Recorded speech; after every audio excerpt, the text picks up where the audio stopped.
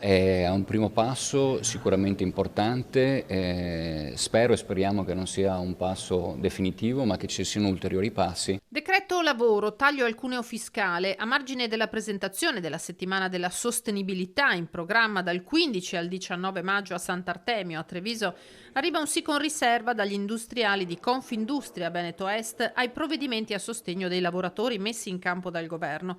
Occorre insistere su questa strada, chiede il presidente Leopoldo Destro. Con il quadro d'insieme che vede un'inflazione ancora crescere, aver dato un taglio al cuneo fiscale permette chiaramente alle persone di avere una possibilità in più di spesa nel carrello, è un aiuto ai lavoratori e alle famiglie dei lavoratori. È uno scenario complesso che può volgere in positivo solo mettendo insieme tutti i tasselli, prosegue Destro. Il PNRR è fondamentale, indispensabile per la crescita del nostro Paese, parliamo di sostenibilità, cosa non è più importante di mettere a terra opere infrastrutturali che sono una sostenibilità per eccellenza. Quindi noi abbiamo bisogno assolutamente di mettere a terra il PNRR in tutto il perimetro nazionale, ma anche nel nostro territorio. Un ingranaggio a cui servono nuove forze lavoro, strategica, la componente femminile e il coinvolgimento dei giovani.